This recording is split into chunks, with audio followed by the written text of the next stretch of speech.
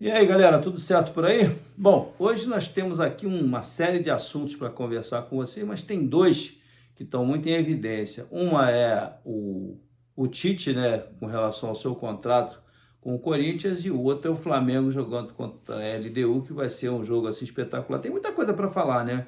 Eu vou tentar, assim, no menor tempo possível, bater esse papo com você, mas antes desse papo iniciar, eu gostaria de te pedir que você se inscrevesse aqui no canal, Arthur Bernardes Treinador, e compartilhasse com seus amigos. E dá um like, por favor, que é muito importante para que o algoritmo reconheça, tá bom?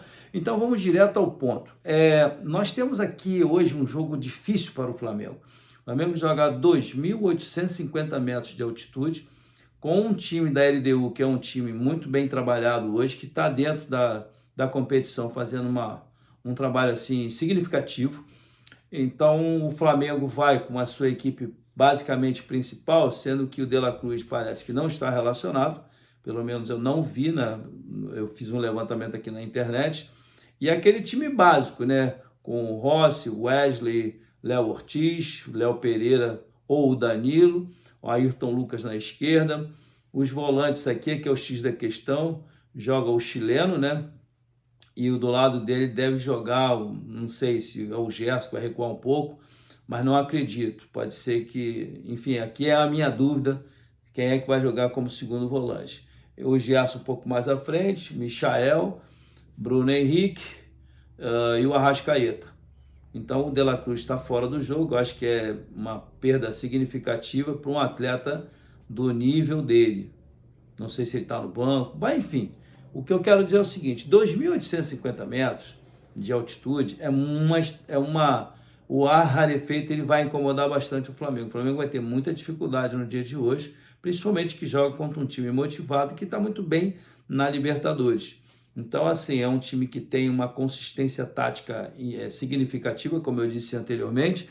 É um time que está acostumado com aquele ar lá em cima, porque a bola anda mais rápido, todo mundo já sabe disso, há anos que se disputa Libertadores, que geralmente é um assunto bastante sensível e delicado para a parte da fisiologia, para a preparação física, como você preparar a sua equipe para jogar na altitude. Eu trabalhei no Aliança de Lima, no Peru, durante 7 meses, e nesse período nós visitamos um determinado local em Cusco, que são quase 4.000 metros de altitude.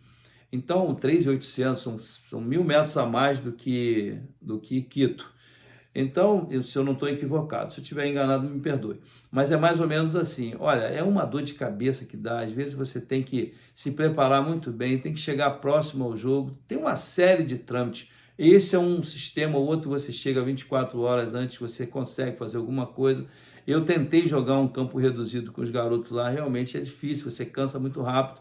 Então eu vejo que o Flamengo hoje tem assim, um belo desafio contra um time muito bem estruturado, está muito bem na Libertadores, e essa equipe do LDU é uma equipe que tem assim, jogadores de boa qualidade, não é um timaço igual ao do Flamengo? Não, não é, mas jogando contra um ar rarefeito, o Flamengo vai ter assim, bastante dificuldade. Aí eu queria agora falar, além de falar do Flamengo, o Vasco também tem um belo desafio em São Januário hoje, pela Sul-Americana, mas o meu ponto principal aqui é falar do Tite com relação ao Corinthians. Como eu já conversei com vocês, o Corinthians está passando um momento difícil na sua área administrativa com o seu presidente e demite o seu treinador, Ramon Dias, como diz aí em espanhol, foi demitido e agora existe aquela prioridade que era trazer o Tite.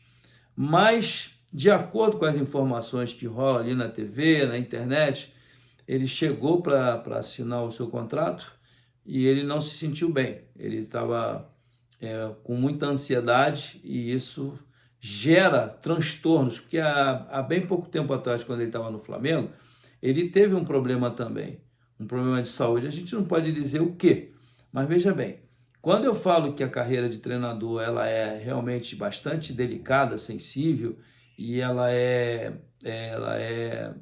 vamos dizer assim, perigosa, porque se você fizer uma pesquisa que o Muricy já teve problema de saúde, o próprio Renato Gaúcho já teve, o Ricardo Gomes já teve, tem outros amigos meus que tiveram, e eu não vou falar aqui porque eu não tenho nem esse direito de fazer isso. Então, uma vez eu estava comentando aqui que eu digo, sempre disse o seguinte: se eu trabalhasse num clube de futebol e eu fosse o CEO desse clube ou o diretor técnico, uma das prioridades não era só a capacitação desse profissional, é ele estar treinando junto com o grupo, não, treinando separadamente com coisas básicas para um profissional, como exemplo. O Felipe Luiz acaba de sair do campo, é jovem, não tem nem 40 anos, é um cara que, se tiver, deve ter 39 por aí, mas é um cara que se cuida, que está sempre treinando. Aí você pega um treinador já com uma idade acima de 55, 60 anos, esse treinador, se ele já não tiver uma performance boa de treinamento no dia a dia dele, eu teria algumas preocupações para contratá-lo. Eu sou a favor de você fazer um ecocardiograma no seu treinador, no seu preparador físico, nas pessoas que estão trabalhando com ele. Não é o fato de você trazer um jovem que ele não possa ter um problema de coração.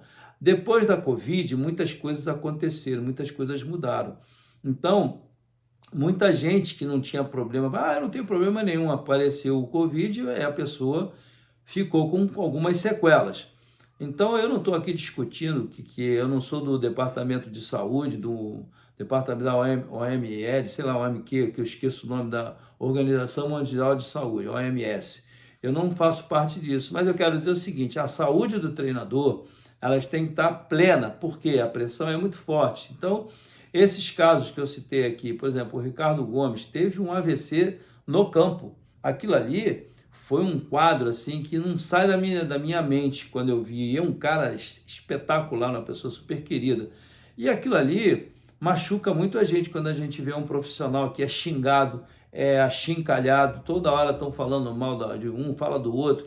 Esse cara não é um péssimo, é burro, fica ali atrás chamando de burro. Então, quando acontece um caso desse, como o caso do Tite agora, que ele deu uma recuada na hora de assinar o seu contrato, porque ele sentiu ansiedade, você fica desconfortável, você fica inquieto, você começa a ter, às vezes, uma arritmia cardíaca. Pode acontecer uma série de coisas com a ansiedade, né? Então, quando você trata de um treinador que não tem cuidados, né, físicos com o seu fitness, o seu dia a dia, isso pode acarretar um problema para o clube e para o próprio treinador. Então, antes de mais nada, a questão não é nem o clube, é você ter uma saúde plena para dirigir um clube do tamanho de um Corinthians, de um Flamengo, desses grandes clubes que tem no país e pelo mundo afora.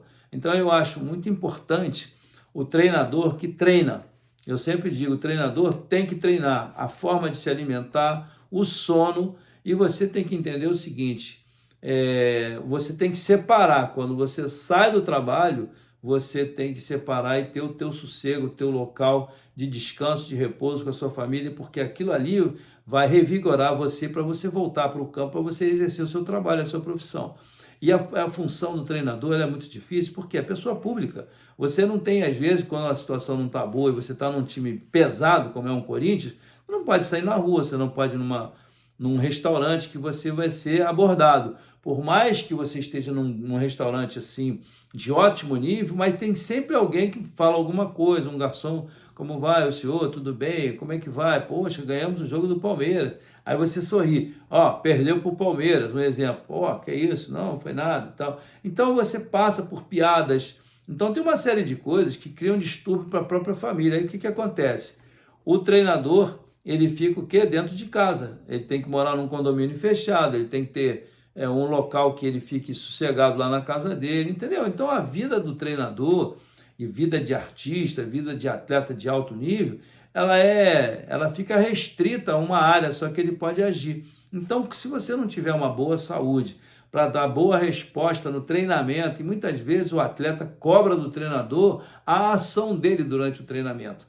Muitas vezes o treinador tem que participar de alguma coisa para fazer uma brincadeira com o atleta, ou se ele não tem intimidade com a bola, não se mete com ela, faz coisas que diz logo para os jogadores: eu já disse isso aqui uma vez, eu não sou ex-atleta, eu não jogo futebol, mas eu sou professor de educação física, me formei e tenho o meu forte, a minha didática para que eu possa oferecer para vocês um grande produto. Aí o atleta fica de boa, ele já disse que não sabe jogar. Agora, quando você não jogou nada, não foi atleta de futebol profissional, e ainda se mete lá, querer dar caneta no jogador, se meter no bobinho, aí você está proporcionando um problema para você. Mas o que eu queria falar é da área de saúde. Porque se você tem saúde plena para você poder participar de um treinamento com os jogadores, de você correr com eles um pouco, tem vários treinadores que não gostam de fazer nada disso. Quando o cara é jovem, eu com meus 38 anos, 39, quando eu cheguei aos 37 no Atlético Mineiro, eu estava voando, como eu treino até hoje. Vocês às vezes veem lá no meu Instagram, eu estou correndo na areia, eu faço velocidade na areia, vou para academia, de vez em quando eu posto alguma coisa. Por que eu posto? Não é para que eu apareça como um exemplo de saúde para todo mundo, não, mas é essa minha participação, é essa minha aceitação pelo treinamento, não é só pelo exercício, é pelo treino em si, ele faz com que eu tenha uma capacidade de gerar boas energias para dentro do grupo. Então eu quero sintetizar aqui esse bate-papo sobre o treinador, porque agora o Corinthians está buscando quem?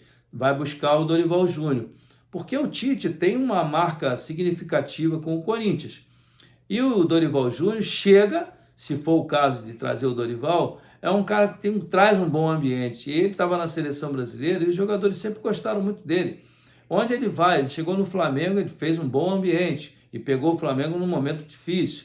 Ele teve no Ceará, fez um bom trabalho. Então, o São Paulo foi a mesma coisa. Então, o Dorival é um cara querido dentro do meio. Então, isso facilita muito a relação dele com os atletas. Para fechar o meu bate-papo de hoje, eu estou torcendo muito para que o Tite fique bem, tá? Eu sei que às vezes a gente varia o nosso bate-papo aqui, mas hoje eu abri um parênteses para falar sobre ele, porque todo esse período de seleção brasileira, todo esse período que ele passou no Flamengo agora, que não foi muito bem sucedido, não parece não, mas isso dá uma certa frustração. Então, quando termina esse momento em que você vai começar um novo ciclo, que seria no caso com o Corinthians, criou-se uma ansiedade, pelo menos são as palavras do pessoal ali, criou-se uma expectativa, ele não se sentiu bem. Resumindo, ele e a família devem ter chegado à seguinte conclusão: fica um período longo sem treinar, sem trabalhar, você financeiramente não precisa disso, você cuida da sua saúde, como o Muricy se retirou para cuidar da saúde e muitos outros que se retiraram, isso faz parte para que você possa ter uma saúde plena e desfrutar de todo esse trabalho que você fez durante muito tempo. Não estou encerrando a carreira do Tite, não, pelo contrário, acho que daqui a pouco ele volta mais tranquilo, equilibrado, com todos os seus exames perfeitos, e ele poderá assumir um grande trabalho e, quem sabe, desenvolver sua capacidade para ajudar o futebol brasileiro. Um grande abraço, esse é o nosso papo de hoje. Tchau, tchau.